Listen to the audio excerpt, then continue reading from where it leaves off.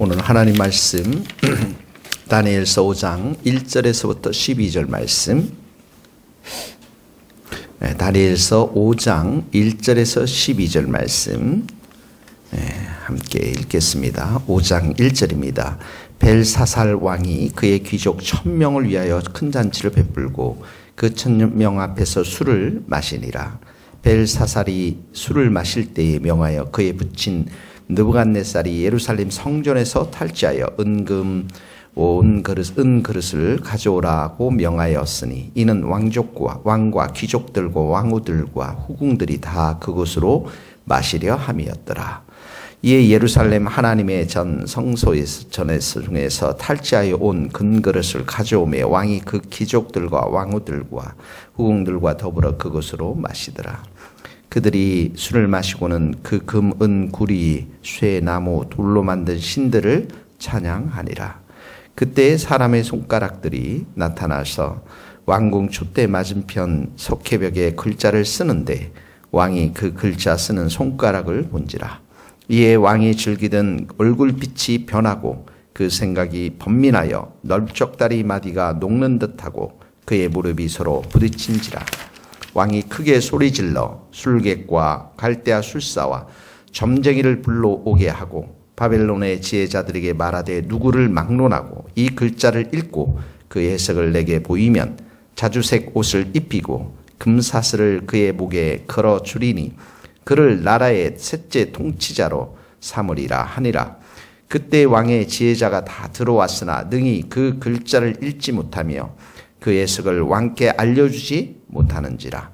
그러므로 벨사살 왕이 크게 번민하여 그의 얼굴빛이 변하였고 귀족들도 다 놀라니라. 왕비가 왕과 그 귀족들의 말로 말미암아 잔치하는 궁에 들어왔더니 이에 말하여 이르되 왕이여 만수무강하옵소서.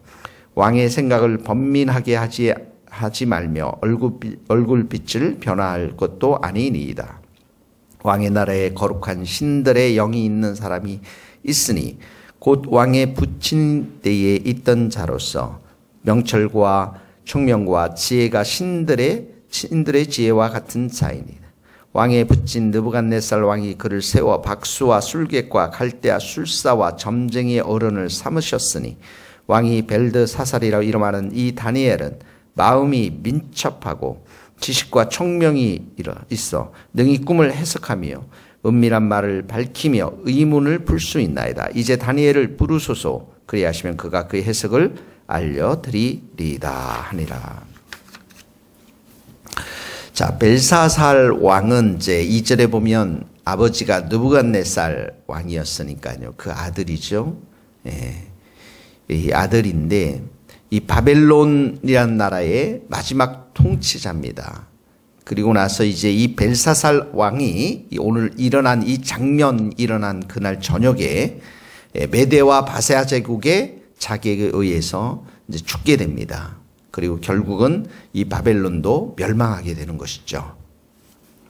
이 벨사살 왕이 여기 보면은 1000명의 귀족을 모아놓고 큰 잔치를 하고 술을 첫 번째 마시지 않습니까? 사실 이 느부갓네살 왕이 굉장히 강한 나라였고 바벨론이 아주 강대국이었는데 이 벨사살 왕은 거기에 비해서 굉장히 약했습니다.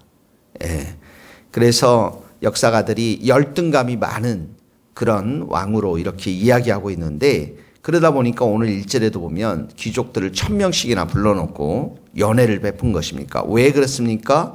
사람들에게 의존하고 있다라는 거예요. 사람들의 호의를 받고 사람들에게 의존되어 있는 것을 보게 되어집니다. 아니면 또 다른 말로 하면 자기 능력을 과시하는 거죠. 자기 자랑을 하는 것이고. 인간이라는 게 이렇게 약한 사람들이에요. 왕이라고 하지만은 그 안에 두려움과 약함이 있다 보니까 이런 여기 1000명의 큰 잔치 그리고 술을 마시면서 이런 연회를 베풀면서 사람들의 마음을 살려고 하는 것이죠. 권력 있는 자들의 마음들이 여기서 우리는 볼 수가 있습니까? 왕권을 위해서 향락 잔치를 벌이고 있는 것을 보게 되어집니다. 어떻게 보면 이게 이제 방탕한 삶이 될 수도 있고요. 자, 두 번째로 보면 이 벨사살 왕이 예루살렘 성전에서 탈취한 은금 그릇 다 가져와서 이제 후궁까지도 다 마시게 합니다. 3절에 보면 그것으로 마시더라. 그러면서 마실 뿐만 아니라 4절에 보면 이 금, 은, 구리, 나무, 돌로 만든 신들을 찬양했다. 한번 생각해 보십시오. 예루살렘에 있는 성전의 그 그릇들은 매우 거룩한 그릇들이고 하나님의 그릇들 아닙니까? 하나님께 예배를 드렸던, 제사를 드릴 때 썼던 그런 기구들인데요.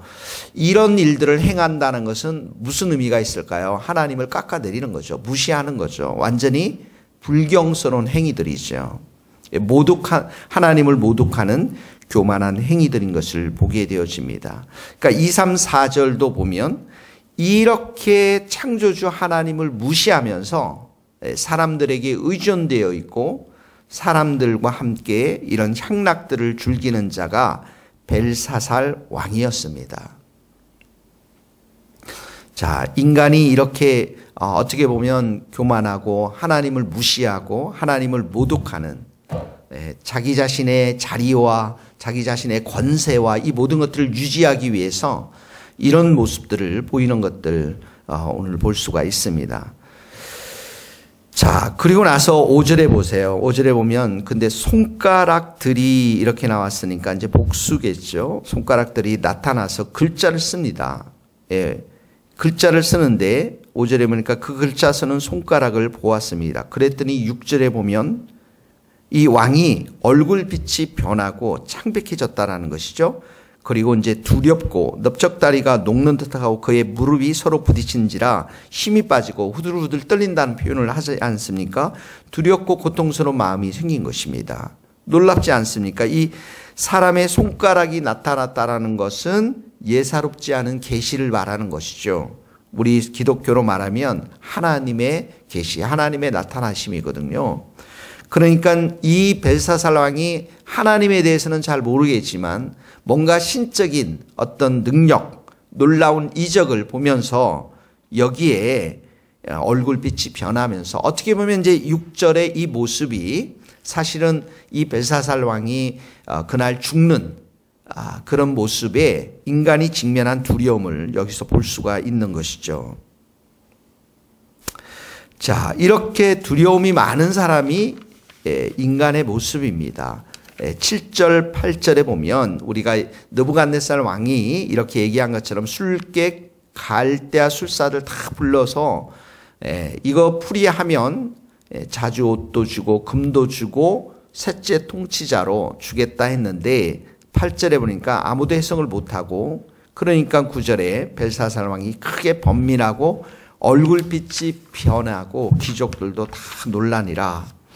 어쩌면 이 벨사살 왕이 그날 밤에 자기가 이날 밤에 대적이 자기를 죽일 것이다라고 하는 그런 어떤 불길한 예감을 들었는지도 모르겠어요. 이것을 보면서 글자 쓰는 것을 보면서. 자, 오늘 이 말씀을 통해서 우리가 적용해야 될 것, 생각해야 될 게 무엇입니까? 이렇게 하나님을 알지 못하는 자들의 삶 속의 내면에는 아무리 권세가 주어지고 세상 가운데 권력이 주어진다 할지라도 두려움으로 가득 차 있고요.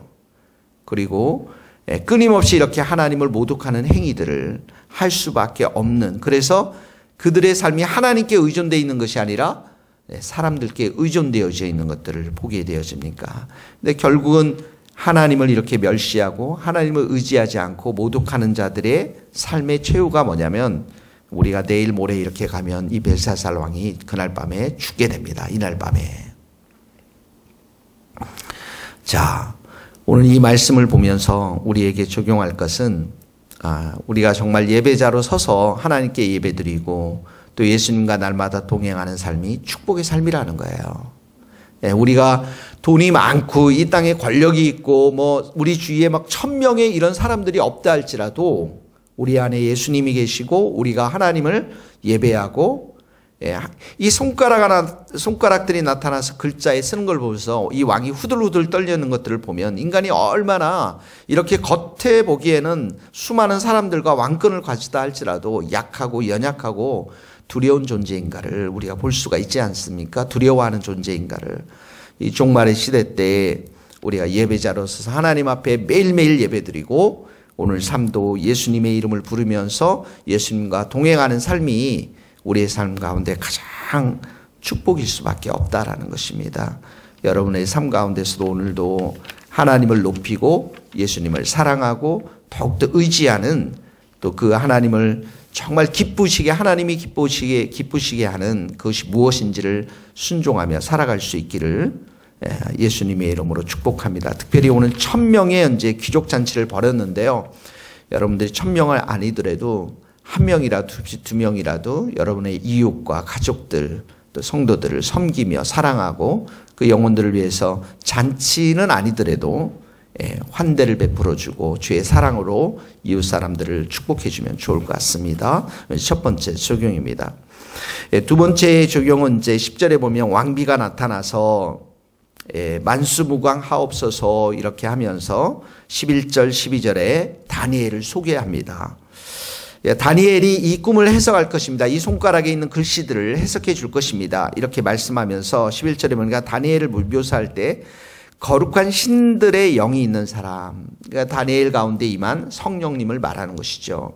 하나님이 함께 하신 것들, 그리고 다니엘이 명철, 총명, 지혜, 신들의 지혜와 같은 자, 이렇게 표현하고 있습니다. 12절에도 보면 이 다니엘은 마음이 민첩하고 마음이 어떤 뛰어난 지식과 총명, 마음이 어떤 영이 뛰어나다라는 거예요. 그 안에 있는 영, 마음이 뛰어나고요. 지식, 총명이 있어 꿈을 해석하며 은밀한 말을 밝히며 의문을 풀 수 있었나이다. 이제 다니엘을 부르소서. 다니엘을 부르소서. 누굴 부른다고요? 다니엘을 부릅니다. 이제 하나님의 작품이죠. 하나님의 작품입니다.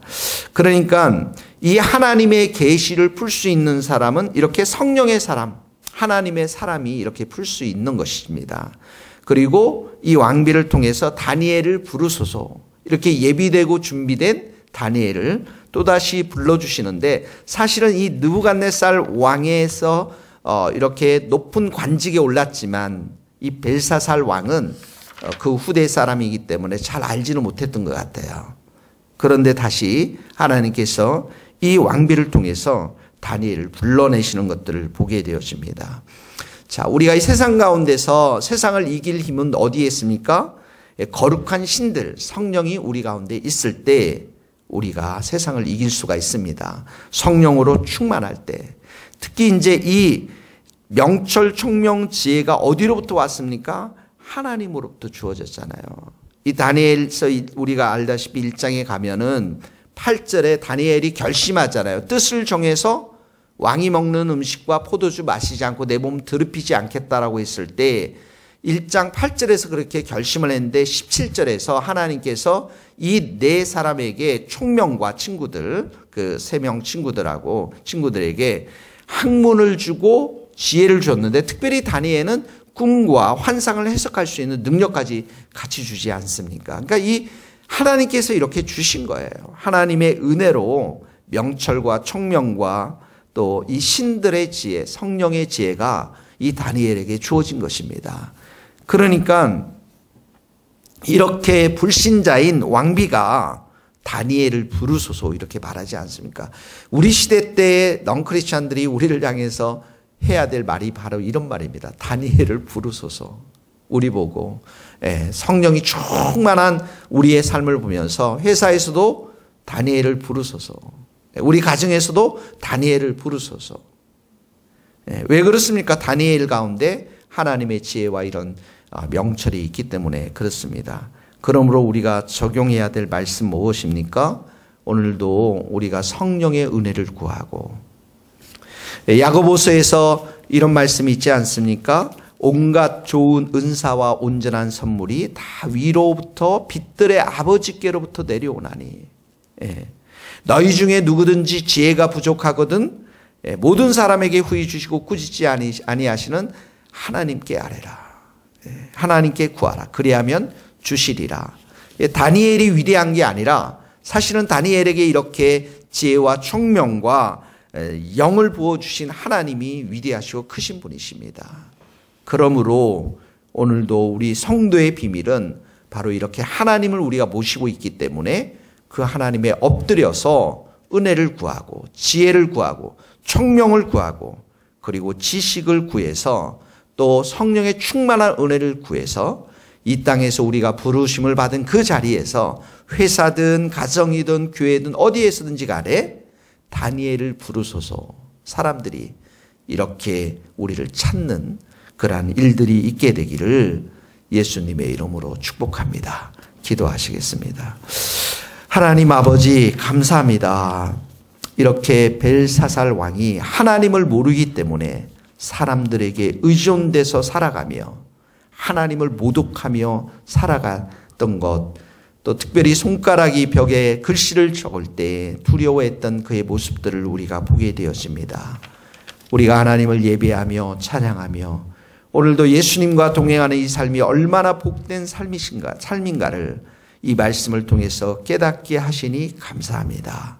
오늘도 하나님을 기쁘시게 해드리는 그러한 복된 하루가 될 수 있기를 기도합니다.